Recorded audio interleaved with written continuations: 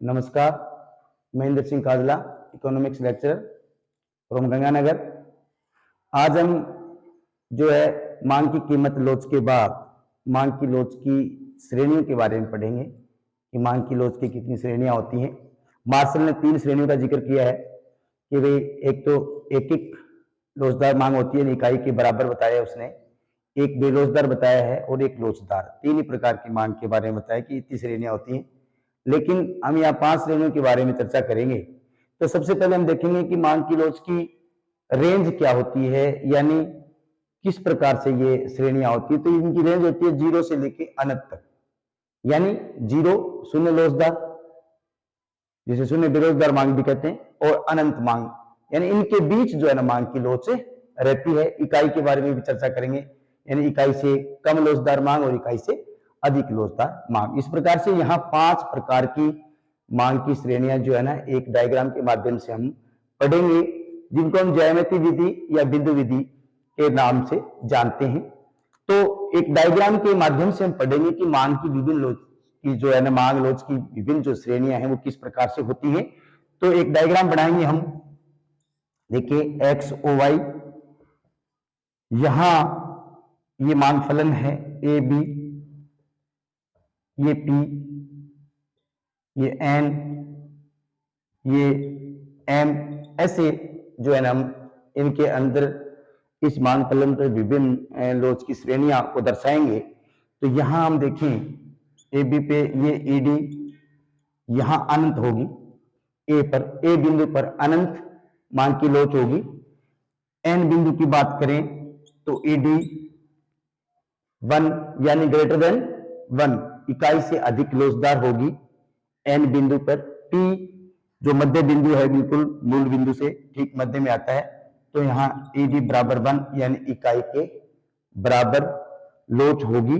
उससे हम नीचे आएंगे तो ये ED लेस देन 1 यानी इकाई से कम लोचदार मांग, और ये B बिंदु पर जो है वो होगा ED बराबर 0 यानी शून्य लोच मांग। इस प्रकार से 5 मांग की श्रेणियां हम यहां ज्ञात करते हैं। यहां मांग की मात्रा और इधर कीमत लेंगे हम, इस तरफ कीमत होगी।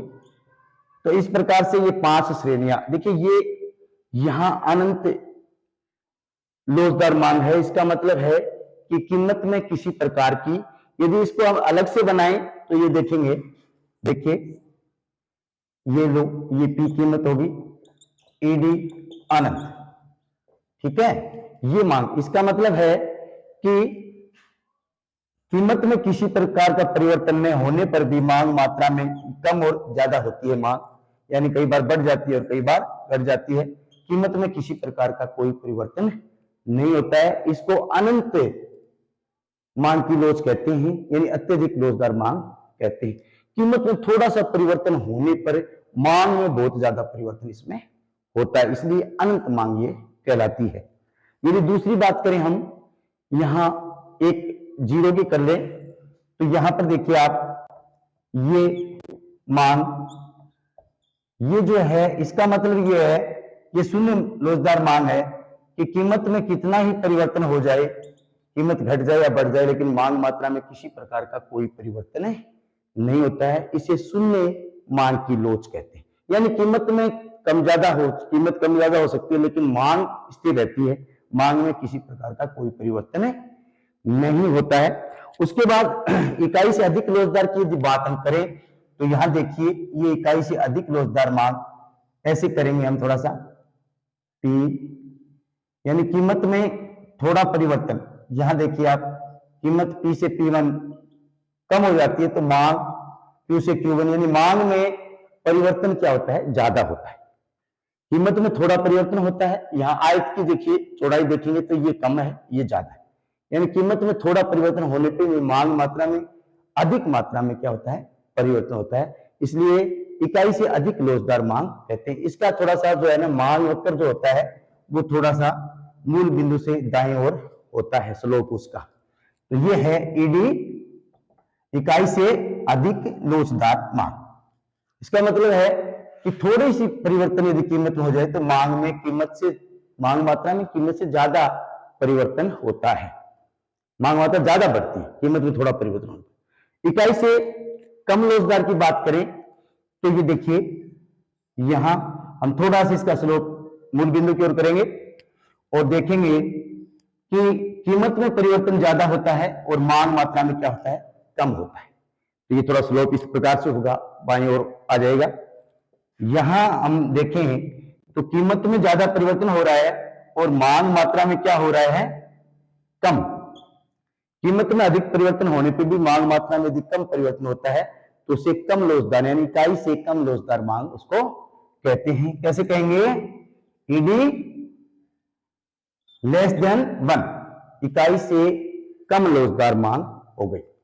अब एक अंतिम बच गई, ये पी बिंदु पर, यानी यहां की जो मांग है इसको ये इकाई के बराबर है ED1।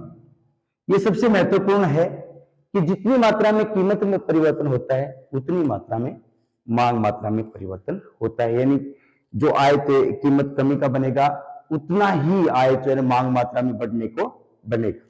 समझ गए, कीमतें यदि कम होती तो मांग मात्रा उतनी ही मात्रा में बढ़ेगी, कम ज्यादा नहीं होगी। उसे इकाई के बराबर लोचदार मांग कहते हैं। इसका अन्य नाम यदि हम देखें तो इसका अन्य नाम है आयताकार अति परिवल्य वक्र के नाम से हम इसको जानते हैं। कैसे देखिए आप, इसका अलग से बनाएंगे हम, बड़ा इंपॉर्टेंट है। इकाई के बराबर यदि मांग है तो इसको हम कहेंगे आयताकार अति परिवल्य वक्र, अति परिवल्य वक्र। यानी इकाई के बराबर लोचदार मांग को आयताकार अति परिवल्य वक्र, बड़ा इंपॉर्टेंट है। इसका थोड़ा सा हम डायग्राम अलग से बनाएं तो इस प्रकार से बनेगा, ऐसे। और हम देखेंगे जितनी मात्रा में कीमत में परिवर्तन होता है मांग मात्रा में ठीक उतनी ही मात्रा में परिवर्तन होगा, बिल्कुल बराबर। तो यहां दोनों ए या बी दोनों जो है बिंदु पर है, क्या है कि मांग कीमत में जो परिवर्तन हो रहा है उतनी मात्रा में मांग में परिवर्तन होता है, यानी कीमत के परिवर्तन के बराबर ही मांग मात्रा में परिवर्तन है दोनों बिंदु पर। और ऐसे वक्र को क्या कहते हैं, आयताकार अति परिवल्य वक्र कहते हैं, जहां मांग की लोच इकाई के बराबर होती है। तो इस प्रकार से ये 5 प्रकार की मांग की लोच की विभिन्न श्रेणियां हैं। इसको हम ज्यामिति विधि कह सकते हैं। इसका नाम है ज्यामिति विधि,